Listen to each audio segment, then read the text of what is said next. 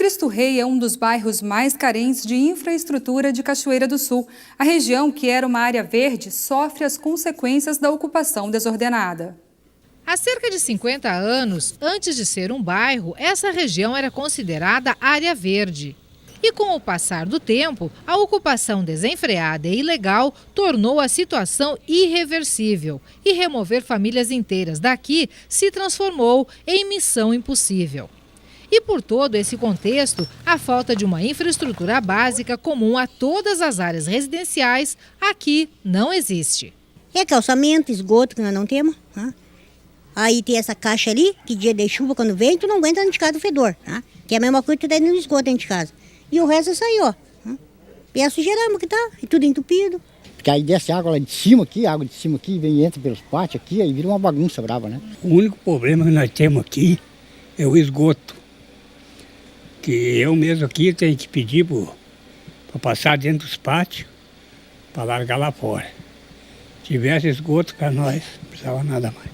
Segundo o secretário do Planejamento, Cristiano Schumacher, o bairro Cristo Rei é um dos beneficiados com legislação municipal aprovada ano passado, que coloca a região como Zona Especial de Interesse Social, que permite mais liberdade de ação para obras urbanas. Uma das exceções permitidas por esta lei é a realização de obras de infraestrutura em ruas estreitas, com medidas fora dos padrões, o que é uma característica aqui das ruas do bairro Cristo Rei, o que foge totalmente das regras e normas do plano diretor do município. A Prefeitura já iniciou no bairro Cristo Rei um conjunto de obras de infraestrutura.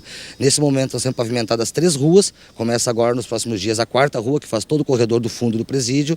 Já tem reservado 2 milhões da Corsã para as obras de saneamento básico e nesse momento a Prefeitura está trabalhando na matrícula do lote, ajustando a matrícula para depois fazer o desmembramento dela e no projeto urbanístico que vai definir exatamente quais serão os traçados das ruas e quais casas permanecem onde estão, quais casas serão melhoradas e quais famílias que necessitarão de uma casa nova para saírem da situação do alagamento e da cheia, que é um drama que machuca as pessoas há mais de 50 anos. Esse é outro problema apontado pelos moradores. A falta de documento de posse dos imóveis, que a partir da nova lei regulariza a situação dos mesmos. Hoje a gente tem, a principal reivindicação é regularizar os terrenos no bairro, que teve uma última reunião e não foi mais falado nisso. É só que eles mandam IPTU, só que eu, enquanto eles não passar pra gente, eu não vou pagar. É que é área verde, né? Eu estou pagando IPTU, como vem, eu estou pagando, mas não tenho posse nenhuma. É importante que as pessoas que estão nos assistindo percebam isso. O processo de regularização fundiária é um processo longo. Ele prevê medidas jurídicas, que é desde os desembaraços da matrícula até conseguir desmembrar e registrar o loteamento e registrar o contrato da prefeitura com as pessoas nesta matrícula, até as medidas de ordem urbanística, que é da urbanização, da colocação da infraestrutura e da redução das situações de risco. Então são coisas que são demoradas. A gente tem um cronograma que trabalha com o bairro Cristo Rei, mas com outros bairros da cidade, como o Beco do Boné, com o bairro Otaviano, que já estão em processo de regularização fundiária, mas é importante que as pessoas percebam que é um processo de longo prazo. É muito importante que a sociedade conheça isso, esse é um tema que atinge muitas pessoas na cidade, que moram em áreas e que não têm documento definitivo, o que traz uma insegurança extraordinária. A pessoa não sabe como será seu futuro, porque ela não tem garantia do espaço onde ele mora. Nós temos o compromisso de garantir o direito à moradia e vamos trabalhar nisso, só que é um processo de longo prazo, demorado, difícil, mas que a gente está dedicado a realizar ele. A correria do dia a dia nos leva cada vez mais a consumirmos produtos industrializados. Eles são mais práticos e rápidos, não é mesmo? Mas isso reflete diretamente na nossa saúde e também nos quilinhos extras que ganhamos a cada ano. Veja o que diz a nutricionista Denise Caspani.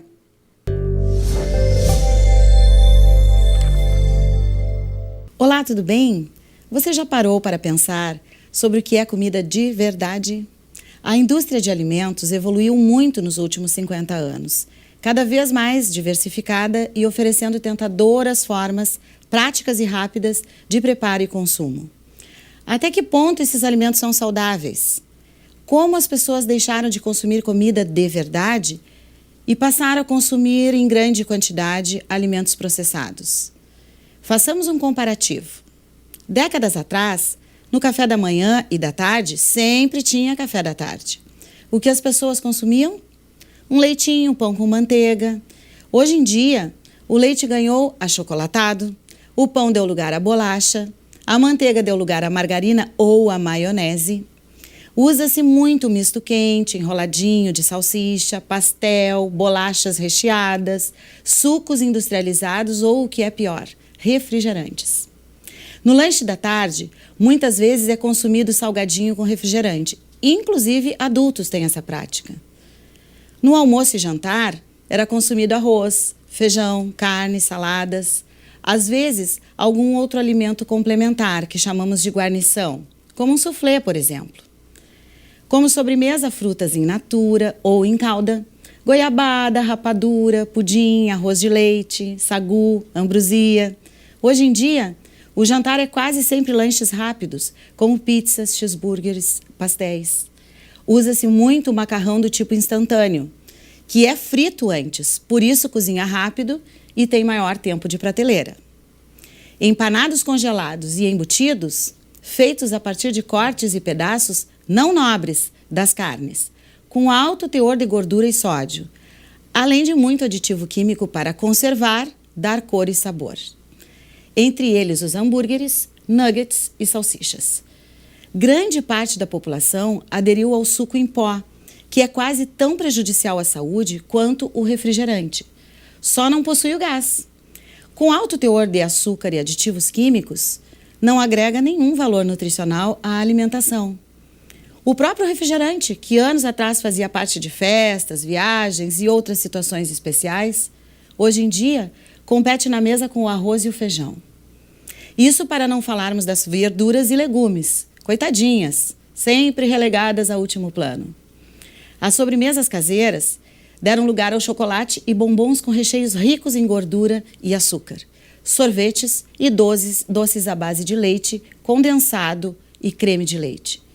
O uso abusivo de açúcar e a gordura na alimentação, além de provocar aumento de peso, pode provocar diabetes mellitus, hipertensão arterial, aumento do colesterol e triglicérides, esteatose hepática, que é conhecida como gordura no fígado, e muito comum atualmente, e outras doenças. Por isso, sugiro a você, volte às raízes, escolha alimentos com ingredientes que você teria na sua despensa, que saiba pronunciar os nomes, repletas de nutrientes e compostos antioxidantes, de preferência sem aditivos e venenos. Por hoje é isso, uma boa tarde e até a próxima semana. Até segunda que vem, Denise. 28 casais habilitados aguardam na fila de adoção de crianças em Cachoeira do Sul. Os adultos interessados em adotar um pequeno levam 1 ano ou mais para viabilizar esse sonho. Sobram motivos para a demora em ter a criança. É preciso que inúmeros dados dos possíveis responsáveis sejam checados e aprovados. Para adotar é necessário ser maior de idade e ter pelo menos 16 anos a mais que a criança escolhida e preencher a ficha de cadastro de pretendentes. Um processo simples, mas que depende principalmente do filho adotivo atender ao perfil requerido pelo candidato. Bom, primeiro a pessoa tem que se habilitar aqui na Vara da Infância e Juventude, né? É só chegar no cartório, não precisa nem de advogado. Vai receber um formulário, vai preencher esse formulário, juntar toda a documentação necessária, vai ser feito estudo social para ver se a casa tem condições de receber uma criança. Então, esse casal vai estar, o casal ou uma pessoa solteira também, né? Ou pode ser casado ou viver em união, vai estar habilitado a receber uma criança. A juíza conta que primeiro eles tentam ao máximo reintegrar a criança à família, para só então decidir pela destituição do poder familiar e disponibilizá-la para pais adotivos. Desde que elas entram no abrigo, a gente faz todo um trabalho de busca de parente, de um tio, de um irmão, do próprio pai e a mãe, para que avô, avó, para que eles retornem ao lar. Esse é o nosso trabalho no abrigo, que a gente procura não só cuidar e proteger a criança, mas também buscar um atendimento para a família para que ela possa receber essa criança de volta. Então, por isso que o abrigo é considerado transitório, porque realmente as crianças entram e saem, porque a gente está sempre nesse trabalho. E quem faz esse trabalho com as famílias? Isso é todo um trabalho de rede em Cachoeira do Sul, em todas as cidades é assim também. Mas aqui em Cachoeira, quem mais atua nessa área aí seria, por exemplo, quando as famílias têm problema de álcool e droga, o CAPS-AD. Quando tem problema de saúde mental, CAPS-2. Também tem os CRAS, o Noêmia, tem 2 aqui em Cachoeira CRAS, e o CREAS também. Então, toda uma rede de assistência social, de psicólogos, de médicos, de enfermeiros, todos atuando para que essa família possa receber de novo essa criança. A garantia de proteção e cuidados às crianças é assegurada enquanto os pais são tratados. Você sabe, né, que o lar Bem Me Quer, ele recebe crianças, né, e adolescentes para ser protegido, né, que estejam em risco, né, que estejam em perigo, né, são retirados das famílias, então é colocado aqui. Aí, o momento que as crianças chegam, né, a gente faz o acolhimento, né, e depois é feito todo um trabalho junto às famílias, né, para ver da possibilidade, né, das crianças voltar com a família. E como funciona o acolhimento das crianças aqui no lar? A maioria das vezes é uma ação judicial, vem por determinação da juíza, né? Agora, às vezes, tem casos emergenciais, sabe? Que aí o conselho tutelar, ele mesmo é que faz o acolhimento. Mas a maioria das vezes é uma ação já judicial. O trabalho de Selma é a administração da casa de acolhimento, mas é impossível poupar carinho e amor. Não tem como, né, tu não te envolver. Porque, às vezes, a gente pensa, vamos tratar assim, só o lado profissional, o trabalho. Mas não tem como, né? Eles mesmos já querem um carinho, né? E agora os pequenininhos me chamam de vó. O psicólogo do lar explica como funciona a permissão da aproximação da família. As determinações de visita só são feitas através de análises nossas, passadas para o judiciário, né? O judiciário vai olhar, vai analisar e aí sim vai ou não permitir, né, a reaproximação das pessoas, ou do pai ou da mãe, né, mas não da pessoa geradora, né, do acolhimento dessa criança. No caso, se foi um pai, o agressor, óbvio que esse pai aí vai ser, né, impedido de se aproximar aqui nesse momento, né, mas os demais familiares, né, mediante análise, vão poder sim, né, tentar manter, porque o que a gente não quer é distanciar da família extensa, né. A última instância seria a adoção, né, a destituição do pátrio poder ali de pai, mãe, né, e aí sim, essa criança vai permanecer no lar, né, só vai sair daqui para adoção mesmo, né. Segundo a juíza, 28 casais habilitados estão na fila de espera da adoção, mas a preferência por crianças entre 0 e 6 anos acaba por atrasar o processo. A gente faz por ordem cronológica. A gente vai passando do mais antigo, que é de 2008, vai indo sempre o mais antigo que vai ter preferência. Então, claro que vai ter todo um estágio de convivência com a criança. Às vezes a criança e o casal não se adaptam. A gente passa para o próximo e assim até dar certo. O orgulho de ser gaúcho misturado a pedaços de couro e muito talento. Resultado? Arte da melhor qualidade. Daqui a pouquinho confira o trabalho de Bill, que é no quadro Deu Certo. Nós voltamos já.